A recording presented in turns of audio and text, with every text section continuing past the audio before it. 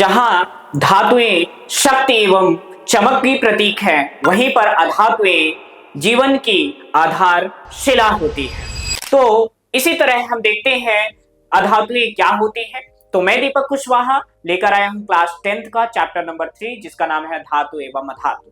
तो इसका पहला पार्ट आ चुका है जिसका नाम है धातुएं, और इसका दूसरा पार्ट है जिसका नाम है अधातुएं। तो देखते हैं कि अधातुएं क्या होती हैं और ये हमारे जीवन में और हमारे जीवन के आधारशिला को बनाने के लिए किस तरीके से महत्वपूर्ण होती हैं और किस तरीके से इंपॉर्टेंट होती है। तो देखते हैं कि अधातुएं क्या है। तो अधातुएं यदि हम देखें तो हमारे भूपटपटी पर पाई जाने वाली एक ऐसे पदार्थ होते हैं, एक ऐसे तत्व होते हैं जो कि एक अलग ही लक्षण प्रदर्शित करते हैं। अलग लक्षण कैसे प्रदर्शित करते हैं? तो जैसे आप देखेंगे कि इनमें चमक जो होती है अलग तरीके से होती है, यानी जैसे धातुओं में जो होता है एक अलग ही चमक होती है, लेकिन इनमें जो चमक की प्रोबेबिलिटी है, जो यानी कैपेसिटी है, क्षमता है, वो अलग होती है। ठीक है, तो वे तत्व जो उष्मा एवं विद्युत के चालन नहीं करती है अधातुएं कहलाती है। मतलब क्या होता है कि आप देखेंगे कि अधातुएं, जैसे मान लीजिए हमारे पास क्या है, ये प्लास्टिक, ठीक है, ये एक तरह से क्या है बेटा, अधातु है। क्या है? अधातु है। यदि आप देखोगे कि इसके एक सिरे में यदि विद्युत धारा प्रवाहित करते हो तो इसके दूसरे सिरे में विद्युत धारा नहीं जाएगी, लेकिन ये काम जो है धातु में होता है। आप देखते हो कि धातु के एक सिरे को यदि गर्म करते हो तो दूसरे सिरा भी क्या होता है, कुछ टाइम बाद गर्म हो जाता है, लेकिन अधातुओं में ये लक्षण नहीं होता है। आप देखते हो कि अधातुएं जो होती है क्या होती है, धातुएं जो होती है उष्मा के साथ साथ विद्युत की चालक होती है, लेकिन अधातुएं जो होती है उष्मा के साथ साथ विद्युत की कुचालक होती है। ध्यान रखना, यहाँ पर धातुओं में ना तो विद्युत प्रवाहित हो सकता है ना तो उष्मा प्रवाहित हो सकता है। ठीक है, तो यहाँ पर वही चीजें हैं। अब अधातुएं वे तत्व है जो इलेक्ट्रॉन ग्रहण करके ऋणायन बनाते हैं, ने की प्रवृत्ति रखते हैं, अर्थात अधातुएं विद्युत ऋणात्मक होती है। तो आपने देखा था किसमें, धातु में, तो धातुएं क्या होती है, विद्युत धनात्मक होती है। ठीक है, अधातुएं आघातवर्धिनी तथा तन्य नहीं होती है परंतु भंगुर होती है। लाइक एग्जांपल, जैसे मेरे पास क्या है, ये रिमोट है, ठीक है, इसको कूच दे, नहीं कूच सकते हैं। ठीक है, मान लीजिए ये हमारे पास रिमोट है, यदि हम इस पे क्या करते हैं, हैमरिंग करते हैं, हथौड़े से इसको पीटते हैं, तो आप पाएंगे कि ये क्या हो जाएगा, बिल्कुल टूट जाएगा। ठीक है, इसकी जो है बिल्कुल चटनी बन जाएगी और छोटे छोटे से पार्टिकल में ये परिवर्तित हो जाएगा। ठीक है, क्यों हो जाएगा? क्योंकि ये जो है क्या है, आघातवर्धनीय नहीं है, ना तो ये तन्य है, इसको आप खींचकर वायर में कन्वर्ट नहीं कर सकते हो। समझ में आया कि नहीं है? ठीक है, फिर यदि आप देखोगे तो ये क्या होती है, भंगुर होती है। भंगुर का मतलब टूट जाती है। जैसे आप कार्बन देखोगे, कोयला, ठीक है, नाइट्रोजन, सल्फर आदि अतिरिक्त कार्बन के दो अपरूप हीरा और ग्रेफाइट भी अधातुएं होती हैं। आपने देखा होगा हीरा और ग्रेफाइट। अब ग्रेफाइट क्या होता है, आपने ग्रेफाइट कहाँ देखा होगा? तो आपको मैं एक चीज दिखाता हूं। मेरे पास ये रिमोट है, लेकिन इसको मैं खोल दे रहा हूं। आप देखेंगे ये सेल है, ठीक है, इस सेल के दो पार्ट है। ठीक है, इस सेल में दो पार्ट है, एक ये पार्ट है और एक दूसरा पार्ट है। लेकिन इस सेल को यदि हम क्या करते हैं, खोलते हैं, यानी इसको हटा देते हैं, इसके बाहर की जो कवरिंग है हटा देंगे, तो इसमें एक ब्लैक सी रॉड आपको, और उस रॉड को हम बेटा बोलते हैं ग्रेफाइट। क्या बोलते हैं? ग्रेफाइट। ठीक है, मतलब इसके अंदर जो ग्रेफाइट है वो क्या कर रहा है, एनर्जी ट्रांसमिशन का काम कर रहा है, विद्युत संचरण का काम कर रहा है। मतलब ये एक तरह से अपवाद है। क्या है बेटा? अपवाद है। ठीक है, अब मेरे पास यहाँ पर डायमंड नहीं है तो इसलिए हम डायमंड नहीं दिखा सकता हूं। ठीक है, तो हीरा भी एक तरह से क्या है, कार्बन का अपरूप है। क्या है बेटा? हीरा भी जो है क्या है, कार्बन का एक दूसरा रूप है। ठीक है, इतना समझ में आया कि नहीं आया? अधातुएं ठोस, द्रव एवं गैस तीनों अवस्था में पाई जाती है। केवल ब्रोमीन ही सामान्य ताप पर द्रव अवस्था में पाई जाती है। ध्यान रखना, मोस्ट इंपोर्टेंट पॉइंट हो गया। यहाँ पर आपसे क्वेश्चन पूछा जाएगा कि ऐसी कौन सी अधातु है जो सामान्य ताप पर किसमें होती है, द्रव अवस्था में होती है। तो यहाँ पर क्या है बेटा, ब्रोमीन। क्या है? ब्रोमीन। क्या है? ब्रोमीन। ठीक है। तो ये ब्रोमीन जो होती है किसमें पाई जाती है बच्चा? द्रव अवस्था में पाई जाती है। समझ में आएगी कि नहीं? तो ब्रोमीन किसमें पाई जाएगी? द्रव अवस्था में पाई जाती है। लेकिन यहाँ पर हीरा जो होता है क्या है? कठोर होता है, सबसे ज्यादा कठोर होता है। और ग्रेफाइट जो होता है विद्युत का सुचालक होता है। ठीक है, इतनी चीजें समझ में आए कि नहीं आए? पक्का? आगे देखते हैं। तो अधातुओं के भौतिक गुण कौन कौन से होते हैं? तो आप देखेंगे अतन्यता, जिसको हम बोलते हैं नॉन डक्टिलिटी। ठीक है, इसको आप खींच नहीं सकते हो। लाइक एग्जांपल यहाँ पर आपको दिख रहा है डायमंड दिख रहा, ऑक्सीजन दिख रहा, कार्बन दिख रहा, सिलिकॉन दिख रहा है ना, बोरॉन दिख रहा है। आप इन सभी को आप क्या करो, बिल्कुल हथौड़े लेकर जब पीटना स्टार्ट करेंगे तो ये छोटे छोटे से पार्ट में परिवर्तित होना स्टार्ट हो जाएंगे। मतलब इनमें भंगुरता का गुण होता है। कैसा होता है बेटा? भंगुरता का गुण, यानी भंगुर हो जाते हैं, टूट जाते हैं, अपने अलग अलग एटम्स में विभाजित हो जाते हैं। समझ में आ गया कि नहीं आ गया? ठीक है। तो धातुएं अधातुएं तन्य नहीं होती, अर्थात इन्हें तार में परिवर्तित नहीं कर सकते। ऐसा कोई भी मेटल यानी हमें नॉन मेटल नहीं है जिसको आप तार बना सको। ठीक है। अगला क्या है? भंगुरता, जिसको हम बोलते हैं ब्राइटनेस, है ना, ब्रिटनेस, जिसको हम धातुएं जो पीटने पर चादर में परिवर्तित नहीं होती हैं क्योंकि इनकी जो है प्रकृति भंगुर होती है। जैसे यहाँ पर आप देख रहे हो एक कांच है। क्या है बेटा? कांच। ठीक है, आप इसको क्या करोगे? पीटोगे, क्या हो जाएगा? फूट जाएगा। जैसे यहाँ पर आप देख रहे हो बोरॉन है, बोरॉन है, सिलिकॉन है, कार्बन है ना, डायमंड है। इन पे यदि आप हैमरिंग करते हो तो ये टूट जाएंगे और बिखर जाएंगे। समझ में आ गया कि नहीं? तो इस कैरेक्टर को हम क्या बोलेंगे? भंगुरता। अगला है कठोर, हार्डनेस। तो आप देखोगे कि ये अधिकांश अधातुएं क्या होती हैं? जैसे सल्फर, फास्फोरस क्या होते हैं? मुलायम होती है। मुलायम का मतलब होते हैं सॉफ्ट। जबकि कार्बन का अपरूप हीरा सर्वाधिक कठोर होता है। अभी अभी हमने बताया था कि डायमंड जो होता है सबसे ज्यादा कठोर होता है। कैसा होता है बेटा? सबसे ज्यादा कठोर होता है। वो क्या होता है? वो है डायमंड हीरा। ठीक है। यहां पर भी क्या दिख रहा है? सल्फर दिख रहा है। ये क्या है? सल्फर जो है, सल्फर। ठीक है, ये जो सल्फर है ये क्या है? भंगुर होगा। ठीक है। चमक, लक्षण, सामान्यतः अधातुएं में कोई विशेष चमक नहीं होती है। इनकी सतह पर, है ना, मलिन होती है, यानी मलिन होती। मलिन का मतलब होता है एक अलग तरीके से डल होती है सरफेस। जैसे सल्फर, फास्फोरस दोनों अधातुएं हैं, इनमें कोई चमक नहीं होती, अर्थात ये मलिन होती है। जबकि आयोडीन एंड ग्रेफाइट चमकीले। ध्यान रखना ये नॉन मेटल है, ये भी आपको क्या करना है? स्टार बिल्कुल लगा लेना है। क्या लगाना है बेटा? स्टार लगा लेना। क्यों लगा लेना है? क्योंकि ये ऑब्जेक्टिव में आएगा। क्यों आएगा? क्योंकि ये अलग कैरेक्टर शो कर रहा है, तो ये ओटी का पॉइंट हो गया, ऑब्जेक्टिव टाइप क्वेश्चन का पॉइंट हो गया कि आयोडीन एंड ग्रेफाइट एक ऐसी अधातुएं होती हैं जो चमकदार होती हैं, यानी चमकीली होती हैं। ठीक है। यहां पर यदि आप देखोगे तो इनमें अलग ही कैरेक्टर शो करते हैं। इनमें क्या होता है? इनमें कोई चमक नहीं होती है। यहां पर आप देखेंगे कि ये जो लगा हुआ है इनमें जो, ये किसकी है? मेटल की है, लेकिन और जो है नॉन मेटल है। समझ में आ गया कि नहीं? अगला क्या है? विद्युत एवं उष्मा की चालकता। ठीक है। अधातुएं जो होती है किसी भी विद्युत की, किसी भी उष्मा की चालक नहीं होती हैं। ये हमेशा विद्युत और उष्मा की कुचालक होती है। ठीक है। तो यदि आप देखेंगे कि अधातुएं विद्युत एवं उष्मा की क्या होती है? सुचालकता प्रदर्शित नहीं करती हैं, मतलब कुचालक होती हैं।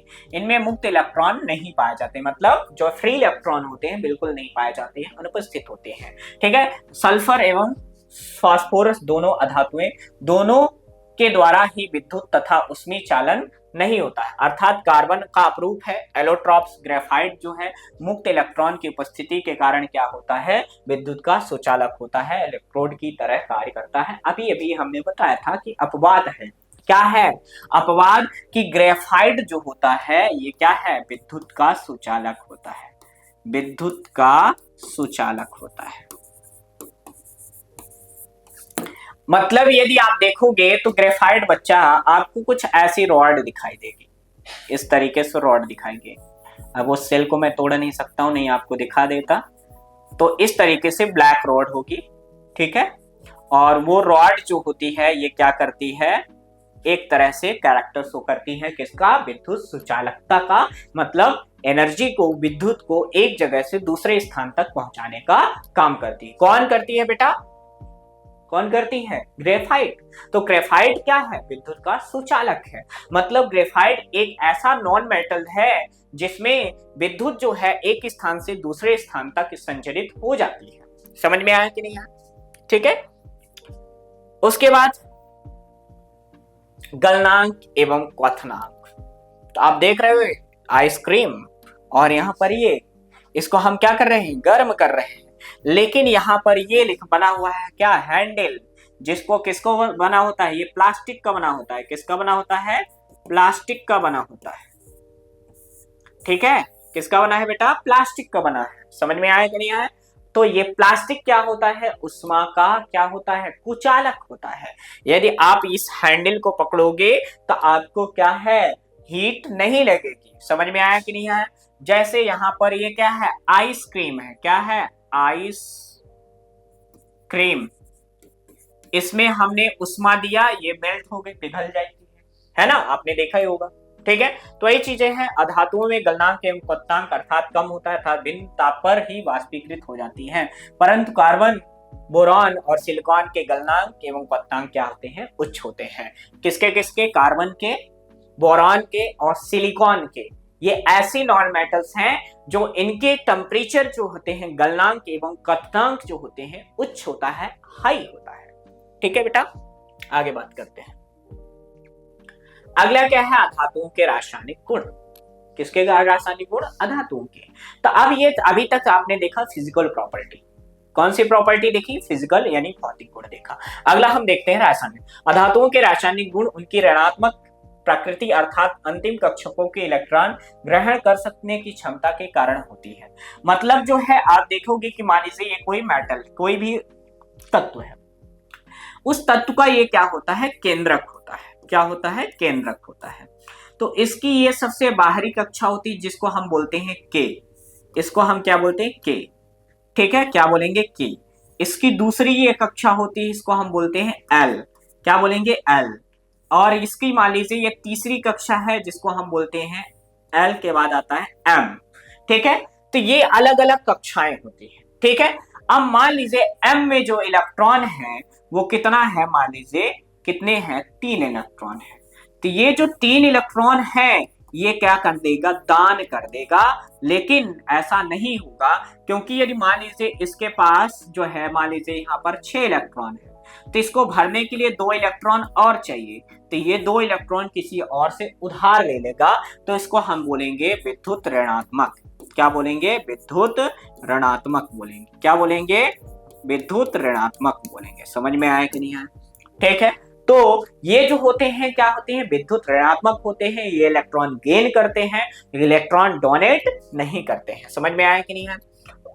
इसके उपरांत अधातु निकटस्थ गैस, है ना, अक्रिय गैस के समान इलेक्ट्रॉनिक विन्यास ग्रहण करते हैं। समझ में आया कि नहीं आया? अब अगला क्या है? जैसे इनके भौतिक गुण जो है, जल से अपक्रिया। जब हम इसकी जल से अपक्रिया करते हैं तो अधातुएं जल से क्रिया करके हाइड्रोजन गैस उत्पन्न नहीं करती, क्योंकि इनके द्वारा जल में हाइड्रोजन को इलेक्ट्रॉन प्राप्त नहीं होता है। ध्यान रखना। मतलब यदि हम क्या करते हैं, अधातुओं को जल के साथ क्या करते हैं? रिएक्शन कराते हैं, तो हाइड्रोजन गैस नहीं मिलती है। जैसे मान लीजिए हमारे पास क्या है? ये पानी है, इसमें हमने पानी भर के रखा है, इसके साथ साथ इसके में क्या है? ये क्या है? प्लास्टिक है, प्लास्टिक में भर के रखा है, इससे हमें गैस मिलना चाहिए नहीं, अकॉर्डिंग टू केमिस्ट्री। लेकिन ऐसा नहीं होता। क्यों नहीं होता? क्योंकि ये नॉन मेटल है। नॉन मेटल जो होती है जल से अभिक्रिया नहीं करती है। यदि जल से अभिक्रिया करने लगती तो आप प्लास्टिक यूज ही नहीं कर सकते। जो प्लास्टिक के बर्तन हैं उनको आप यूज नहीं कर सकते थे। ठीक है, इतना समझ में आया? अब अगला क्या है? तनु अम्लों की से अभिक्रिया। तनु अम्ल का मतलब क्या होता है? वही जो है सांद्र और तनु। तनु का मतलब होता है डाइल्यूट। क्या होता है बेटा? डाइल्यूट। यदि हम अधातुएं तनु अम्लों से अभिक्रिया करके हाइड्रोजन गैस उत्पन्न नहीं करती, क्योंकि अधातुएं इलेक्ट्रॉन ग्राही स्वभाव की होती है। इलेक्ट्रॉन ग्राही का मतलब क्या होता है? ये इलेक्ट्रॉन को क्या कर लेते हैं? ग्रहण कर लेते हैं। क्या कर लेते हैं बेटा? ग्रहण। क्या करते हैं? ग्रहण करते हैं, इलेक्ट्रॉन को ग्रहण कर लेते हैं। अतः इनके द्वारा H आयन को क्या करते हैं? इलेक्ट्रॉन प्राप्त नहीं होता है।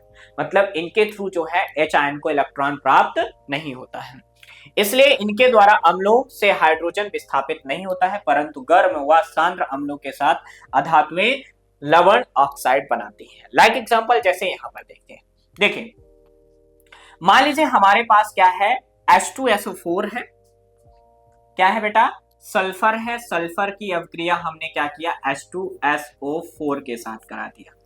जब हमने H2SO4 के साथ अवक्रिया कराया तो हमें क्या मिला, SO2 मिला, सल्फर डाइऑक्साइड मिला, साथ में H2O मिला।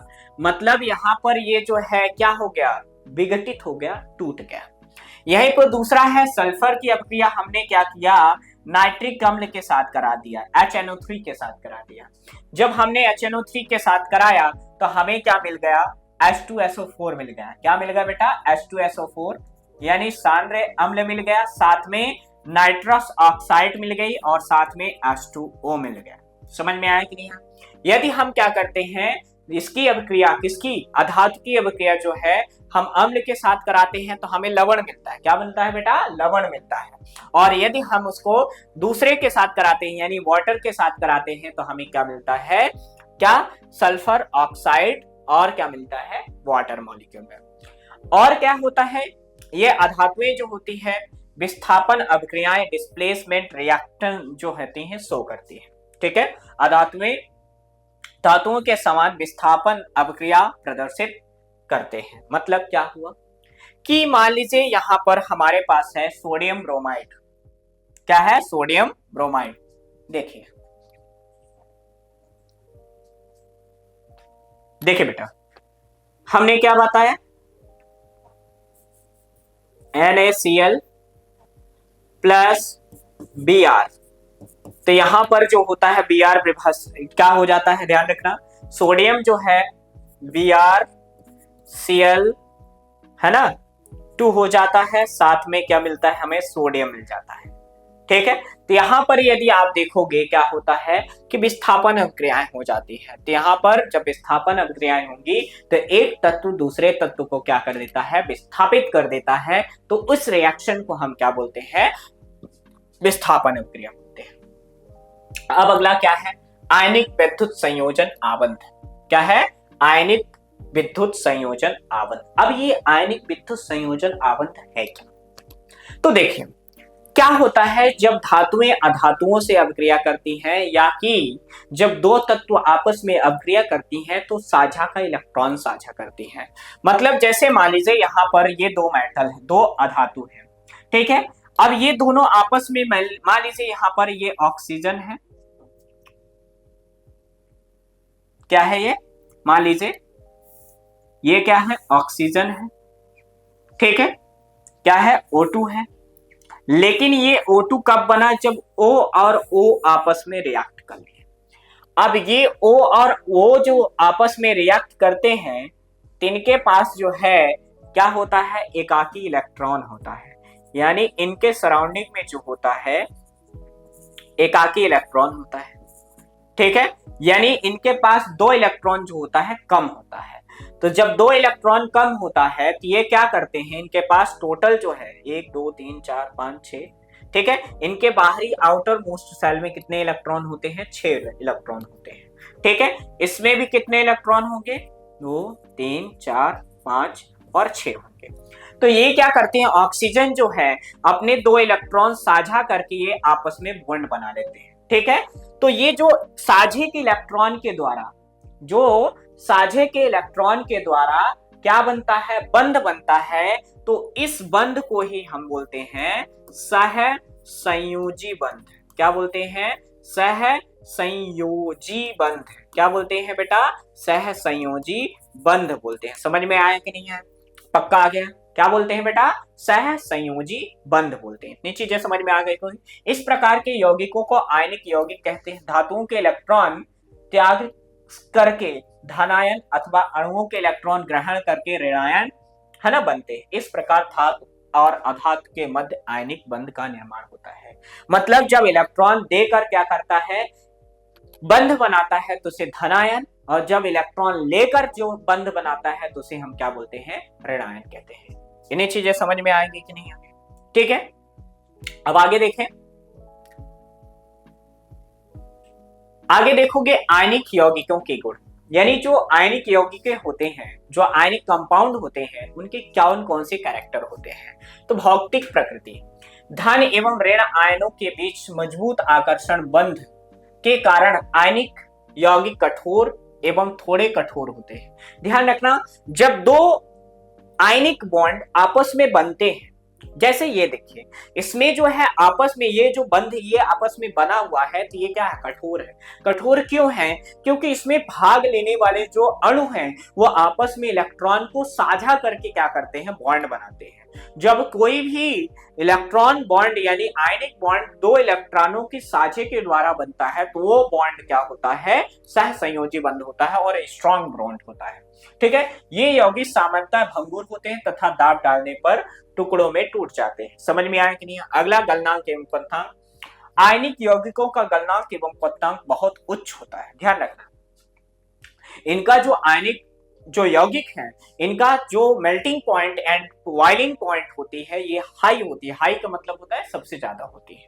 ठीक है, क्योंकि प्रबल अंतर आयनिक आकर्षण को तोड़ने के लिए ऊर्जा अधिक मात्रा में लगती है। मतलब क्या होता है, जब हम दो आयनों के बीच में क्या करेंगे, बॉन्ड को तोड़ेंगे, ब्रेक करेंगे, तो क्या होगा, ये क्या करते हैं, अंतर आकर्षण बल क्या होंगे, ब्रेक होंगे और ये क्या करेंगे, आयनिक बंध का निर्माण करते हैं। और साथ में ये आयनिक बंध जो बने हैं उनको तोड़ने के लिए हाई एनर्जी लेवल, मतलब यदि आप चाहोगे कि जैसे मान लीजिए H2O है, क्या है, H2O है, यदि इस H2O को यदि आप क्या करते हो, तोड़ना चाहते हैं, क्या करते हैं, तोड़ना चाहते हो, तो ये किस में कन्वर्ट होगा, H में, और किस में कन्वर्ट होगा, OH में, है ना।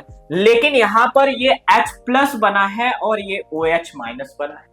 ठीक है, तो इसको भाप में बदलोगे तब तो टूटेगा, है ना। तो जब ये टूटेगा, आगे टूटेगा, तो किसमें, H और OH आयन में बदलेगा, है ना। तो यहां पर यदि आप देखोगे तो H आयन क्या है और OH आयन क्या है, तो H आयन धन आयन है और OH क्या है, ऋण आयन है। समझ में आया कि नहीं है? तो यहां पर जो है एक इलेक्ट्रॉन क्या है, खाली है, क्या है, खाली है। समझ में आया कि नहीं है? आगे देखते हैं। तो अगला क्या है, गलनांक एवं क्वथनांकों की घुलनशीलता। वैद्युत संयोजक यौगिक सामान्यतः जल में घुलनशील तथा केरोसिन, पेट्रोल आदि विलायकों में अविलेय होता है। मतलब जो होते हैं कई सारे, जैसे आप देखोगे पानी, पानी को यदि आप पेट्रोल में मिलाओगे तो क्या होगा, घुल जाएगा क्या, बिल्कुल नहीं घुलता है। आप देखते हो कि पेट्रोल पानी पर तैरता रहता है। ठीक है, यदि यही देखो कि यहाँ पर पानी में यदि हम प्लास्टिक को मिलाते हैं तो क्या ये घुल जाता है, नहीं घुलता है। ठीक है, तो इनमें जो है ये क्या होते हैं, अघुलनशील होते हैं। ये किसी भी विलायक में या विलयन में जो होते, विलायक में जो होते, घुलते नहीं है। ठीक है, तो ये इनके क्या है, लक्षण है, गुण है। समझ में आया? अगला है विद्युत चालकता। किसी विलयन में विद्युत के चालन के लिए आवेशित कणों को गतिशीलता आवश्यक होती है, यानी जो इलेक्ट्रॉन जो है विद्युत का संचरण कर रहे हैं। यानी क्या है, विद्युत का संचरण का मतलब क्या होता है, एक स्थान से दूसरे स्थान तक विद्युत को पहुंचाना। ठीक है, तो गतिशीलता कहते हैं। आयनिक यौगिकों के जलीय विलयन में आयन उपस्थित होते हैं, जबकि विलयन में विद्युत धारा प्रवाहित की जाती है तो यह आयनिक विपरीत इलेक्ट्रॉन की ओर भागने लगते हैं। मतलब क्या हुआ, मान लीजिए हमारे पास ये सॉल्यूशन है और इसमें हमने एक एनोड लगाया और एक कैथोड लगाया और इसमें हमारे पास पॉजिटिव और निगेटिव है। ठीक है, पॉजिटिव चार्ज भी है, निगेटिव चार्ज है। मान लीजिए इसमें हमने एक बैटरी लगा दिया, तो जैसे हम बैटरी लगाएंगे तो ये चार्ज जो होते हैं एनोड और कैथोड की ओर क्या करते हैं, भागने लगेंगे। किसकी ओर भागने लगेंगे, कैथोड और एनोड। पॉजिटिव निगेटिव की ओर भागेगा और निगेटिव पॉजिटिव की ओर क्या करेगा, भागना स्टार्ट कर देगा। समझ में आया कि नहीं है? वही चीज यहां पर भी बोल रहे हैं, क्या है कि जब विलयन में विद्युत धारा प्रवाहित की जाती है तो यह आयन विपरीत इलेक्ट्रोड की ओर गमन करने लगते हैं। ठोस अवस्था में आयनिक यौगिक विद्युत का चालन नहीं करते हैं, क्योंकि ठोस अवस्था में दृढ़ संरचना के कारण आयनों की गति संभव नहीं होती है। लेकिन आयनिक यौगिक क्या होते हैं, गलित होते हैं। मतलब क्या हुआ तीन, यदि मान लीजिए पानी जो है किसमें है, बर्फ के फॉर्म में है, तो उसमें विद्युत का चालन जो है बहुत कम होगा, और वही यदि किसमें कन्वर्ट हो गया है, लिक्विड में, तो उसमें विद्युत का सुचालकता जो है बढ़ जाएगी। समझ में आया कि नहीं है? समझ में आ गया? ठीक है। तो आपने देखा कि धातुएं जो है और अधातुएं जो होती हैं, ये अलग ही अपना लक्षण प्रदर्शित करती हैं। ठीक है। तो धातुएं हमारे जीवन की एक आधारशिला होती हैं, जो हमारे पर्यावरण के साथ साथ हमारे जीवन के लिए अति महत्वपूर्ण होती हैं। ठीक है। अधातुएं हमारे पर्यावरण की आधारशिला होती हैं, जो हमारे पर्यावरण के साथ साथ हमारे जीवन के लिए अत्यंत महत्वपूर्ण होती है। तो बच्चों, इसी तरह से और नॉलेज गेन करने के लिए और अपनी पढ़ाई को निरंतर रखने के लिए हमारे से जुड़े रहें, और जुड़े रहने के लिए आज ही फ्री पे एजुकेशन ऐप को डाउनलोड करें और अपनी पढ़ाई को एक नई दिशा प्रदान करें। तो बच्चों, मिलते हैं इसके नेक्स्ट पार्ट में। जब तक के लिए बहुत बहुत धन्यवाद। जय हिंद बच्चों।